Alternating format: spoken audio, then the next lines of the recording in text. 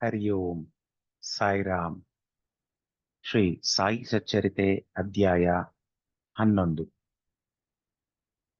11ನೇ ಅಧ್ಯಾಯದಲ್ಲಿ ಬರುವ ವಿಷಯಗಳು ಸಗುಣ ಬ್ರಹ್ಮ ಸಾಯಿಬಾಬಾ, ಡಾಕ್ಟರ್ ಪಂಡಿತ ಅವರ ಪೂಜಾ ವಿಧಾನ, ಹಾಜಿ ಸಾದಿಕಾ ಪಾಳಕೆ ಮತ್ತು ಪಂಚಭೂತಗಳ ಮೇಲೆ ಹತೋಟಿ. ಸಗುಣ ಬ್ರಹ್ಮ ಸಾಯಿಬಾಬಾ. ಬ್ರಹ್ಮನಿಗೆ 2 ರೂಪಗಳಿವೆ, ನಿರ್ಗುಣ ಮತ್ತು ಸಗುಣ. ನಿರ್ಗುಣನಿಗೆ ರೂಪವಿಲ್ಲ, ಸಗುಣನಿಗೆ ರೂಪ ಇದೆ. ಕೆಲವರು ಮೊದಲನೆಯವನನ್ನು, ಕೆಲವರು ಎರಡನೆಯವನನ್ನು ಪೂಜಿಸುತ್ತಾರೆ.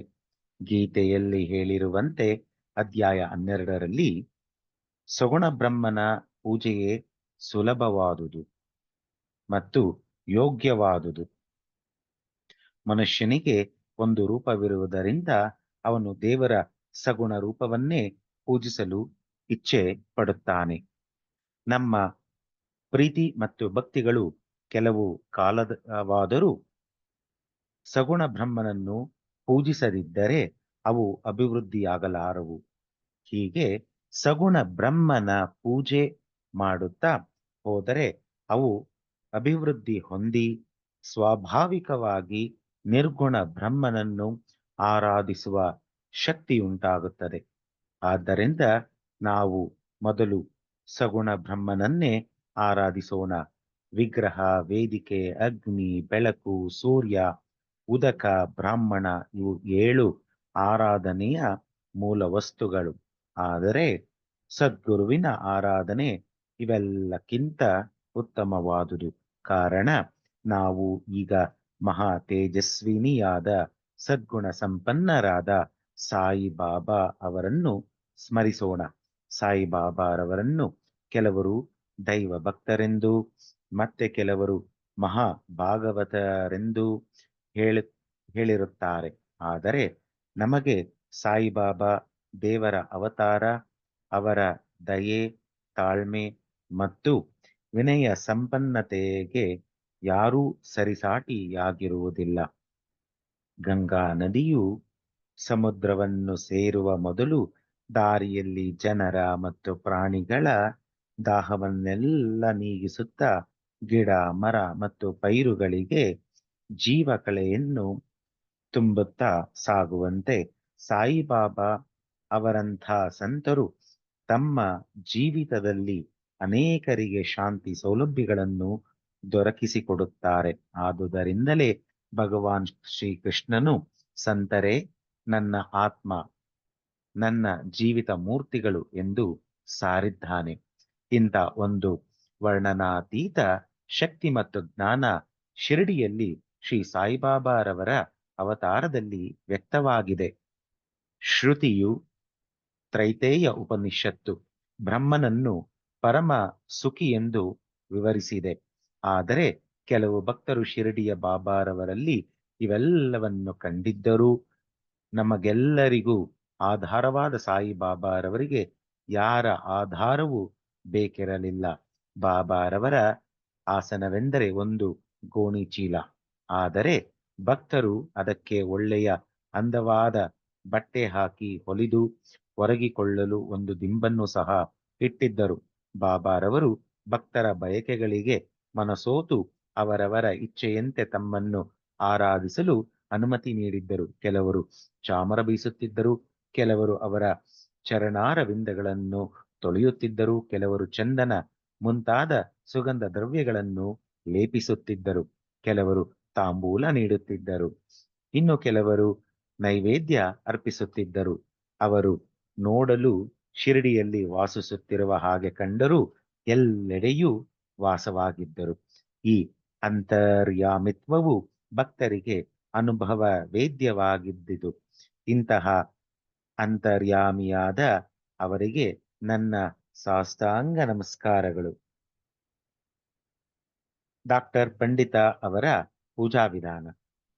ಶ್ರೀ ತಾತ್ಯಾ ಸಾಹೇಬ ಅವರ ಸ್ನೇಹಿತರಾದ ಡಾಕ್ಟರ್ ಪಂಡಿತ ರವರು ಒಂದು ಸಾರಿ ಬಾಬಾರವರ ದರ್ಶನಕ್ಕೆಂದು ಶಿರ್ಡಿಗೆ ಬಂದರು. ಬಾಬಾರವರಿಗೆ ನಮಸ್ಕರಿಸಿ ಸ್ವಲ್ಪ ಹೊತ್ತು ಮಸೀದಿಯಲ್ಲಿ ಕುಳಿತರು. ಆಗ ಬಾಬಾರವರು ಅವರಿಗೆ ಶ್ರೀ ದಾದಾ ಕೇಳ್ಕರ ಅವರಲ್ಲಿಗೆ ಹೋಗುವಂತೆ ಹೇಳಿದರು.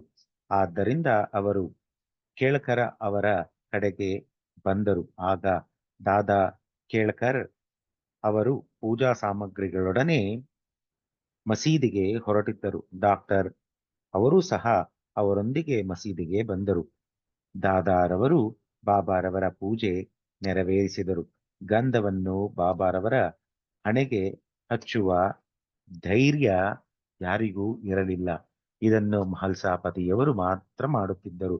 ಆದರೆ ಡಾಕ್ಟರ್ ಪಂಡಿತಾರವರು ದಾದಾ ಭಟ್ ಅವರ ತಟ್ಟೆಯಲ್ಲಿದ್ದ ಗಂಧವನ್ನು ತೆಗೆದುಕೊಂಡು ಬಾಬಾರವರ ಹಣೆಯ ಮೇಲೆ ತ್ರಿಪುಂಡರವನ್ನೆಳೆದರು. ಬಾಬಾರವರು ಸುಮ್ಮನಿದ್ದುದನ್ನು ಕಂಡು ಎಲ್ಲರೂ ಆಶ್ಚರ್ಯಗೊಂಡರು. ಆ ದಿನ ಸಾಯಂಕಾಲ ಕೇಳ್ಕರ್ ಅವರು ಸಾಯಿಬಾಬಾರವರನ್ನು ಕುರಿತು, ಈ ಹಿಂದೆ ಗಂಧವನ್ನು ನಿಮ್ಮ ಹಣೆಗೆ ಹಚ್ಚಲು ಸಮ್ಮತಿಸಿರಲಿಲ್ಲ. ಡಾಕ್ಟರು ಈ ದಿನ ಹಚ್ಚಿದಾಗ ಸುಮ್ಮನಿದ್ದಿರಿ, ಹೀಗೇಕೆ ಎಂದು ಕೇಳಿದರು. ಆಗ ಬಾಬಾ ಅವರು, ಡಾಕ್ಟರರು ನನ್ನನ್ನು ತಮ್ಮ ಕುಲ ಗುರುವೆಂದೇ ಭಾವಿಸಿ ಗಂಧವನ್ನು ಹಚ್ಚಿದರು. ನಾನು ಹೇಗೆ ಬೇಡವೆನ್ನಲಿ ಎಂದರು. ನಂತರ ಡಾಕ್ಟರ್ ಅವರನ್ನು ವಿಚಾರಿಸಿದಾಗ ಬಾಬಾರವರನ್ನು ತನ್ನ ಕುಲ ಗುರುವೆಂದೇ ಭಾವಿಸಿ ಗಂಧವನ್ನಿಟ್ಟೆ ಎಂಬ ಉತ್ತರ ಬಂದಿತು. ಭಕ್ತರು ತಮ್ಮ ಇಚ್ಛಾನುಸಾರ ತಮ್ಮನ್ನು ಪೂಜಿಸಲು ಬಾಬಾ ಅನುಮತಿ ನೀಡಿದ್ದರೂ ಸಹ ಕೆಲವು ವೇಳೆ ವಿಚಿತ್ರವಾಗಿ ವರ್ತಿಸುತ್ತಿದ್ದರು. ಕೆಲವು ಸಾರಿ ಪೂಜಾ ಸಾಮಗ್ರಿಗಳನ್ನು ಬಿಸಿಟು ಬಹಳ ಕೋಪಾವಿಷ್ಟರಾಗುತ್ತಿದ್ದರು. ಕೆಲವು ಸಾರಿ ಭಕ್ತರನ್ನು ಬೈಯುತ್ತಿದ್ದರು. ಅನೇಕ ಸಾರಿ ಮೇಣಕ್ಕಿಂತಲೂ ಮೃದುವಾದ ರೀತಿಯಲ್ಲಿ ಭಕ್ತರನ್ನು ಕಾಣುತ್ತಿದ್ದರು. ಅಂತರಂಗದಲ್ಲಿ ಶಾಂತರಾಗಿರುತ್ತಿದ್ದರು. ಕೆಲವು ವೇಳೆ ಭಕ್ತರನ್ನು ಸಮೀಪಕ್ಕೆ ಕರೆದು, ನಾನು ನಿಮ್ಮ ಮೇಲೆ ಕೋಪಗೊಂಡಿದ್ದೇನೆಯೇ ಎಂದು ಕೇಳುತ್ತಿದ್ದರು. ತಾಯಿಯು ಮಕ್ಕಳನ್ನು ತ್ಯಜಿಸುವುದಾದರೆ, ಸಾಗರವು ನದಿಗಳನ್ನು ತಿರಸ್ಕರಿಸುವುದಾದರೆ, ನಾನು ಭಕ್ತರ ಯೋಗಕ್ಷೇಮವನ್ನು ಮರೆಯುವೆನು. ನಾನು ಭಕ್ತರ ಸೇವಕ. ಯಾವಾಗಲೂ ಅವರು ನನ್ನ ಸಹಾಯ ಅಪೇಕ್ಷಿಸುತ್ತಾರೆಯೋ ಆಗ ಅವರನ್ನು ನಿಜವಾಗಿಯೂ ಕಾಪಾಡುತ್ತೇನೆ ಎಂದು ಸಾಯಿಬಾಬಾ ಹೇಳಿರುತ್ತಾರೆ. ಆಜಿ ಸಿದಿಕಾ ಫಾಳಕೆ. ಬಾಬಾರವರು ಭಕ್ತರನ್ನು ಯಾವಾಗಲೂ ಸ್ವೀಕರಿಸುತ್ತಾರೆಂಬುದು ತಿಳಿದಿರಲಿಲ್ಲ. ಬಾಬಾರವರು ಭಕ್ತರನ್ನು ಯಾವಾಗ ಸ್ವೀಕರಿಸುತ್ತಾರೆಂಬುದು ತಿಳಿದಿರಲಿಲ್ಲ. ಅದು ಅವರ ಮನಸ್ಸನ್ನ ಅವಲಂಬಿಸಿತ್ತು. ಸದಿಕಾ ಫಾಳಕೆರವರ ಕತೆ ಇದನ್ನು ನಿರೂಪಿಸುತ್ತದೆ. ಕಲ್ಯಾಣದ ಮಹಮ್ಮದೀಯರಾದ ಶ್ರೀ ಹಾಜಿ ಸಿದಿಕಾ ಫಾಳಕೆಯರವರು ಮಕ್ಕಾ ಮದೀನಾ ಯಾತ್ರೆ ಮುಗಿಸಿಕೊಂಡು ಶಿರ್ಡಿಗೆ ಬಂದಿದ್ದರು. ಮಸೀದಿಯ ಉತ್ತರದಲ್ಲಿದ್ದ ಚಾವಡಿಯಲ್ಲಿ ಅವರು ತಂಗಿದ್ದರು. 9 ತಿಂಗಳ ಕಾಲ ಮಸೀದಿಯೊಳಗೆ ಬರಲು ಬಾಬಾ ಅವರಿಗೆ ಅವಕಾಶ ನೀಡಿರಲಿಲ್ಲ. ಫಾಳಕೆಯವರಿಗೆ ಏನು ಮಾಡಬೇಕೆಂಬುದು ತಿಳಿಯದಾಗಿತ್ತು. ಕೆಲವರು ಶ್ಯಾಮ ಅವರ ಮೂಲಕ ಬಾಬಾರವರ ದರ್ಶನ ಪಡೆಯಬಹುದೆಂದು ಹೇಳಿದರು. ಶಿವನನ್ನು ನಂದಿಯ ಮೂಲಕ ದರ್ಶಿಸುವಂತೆ ಬಾಬಾರವರನ್ನು ಶ್ಯಾಮನ ಮೂಲಕ ದರ್ಶನ ಮಾಡಬೇಕೆಂಬುದೇ ಅವರ ಅಭಿಮತವಾಗಿದ್ದಿತು. ಫಾಳಕೆ ಅವರು ಇದನ್ನು ಶ್ಯಾಮ ಅವರಲ್ಲಿಗೆ ಬಂದು ಬಾಬಾರವರ ದರ್ಶನ ಸೌಲಭ್ಯ ಒದಗಿಸಿಕೊಡಬೇಕೆಂದು ಕೇಳಿಕೊಂಡರು. ಶ್ಯಾಮ ಅವರು ಅದಕ್ಕೊಪ್ಪಿ ಅನುಕೂಲ ನೋಡಿಕೊಂಡು ಬಾಬಾ ಅವರನ್ನು ಕುರಿತು, ಬಾಬಾ, ಆ ವೃದ್ಧ ಹಾಜಿಯನ್ನು ಯಾಕೆ ಮಸೀದಿಯೊಳಕ್ಕೆ ಬಿಡಬಾರದು?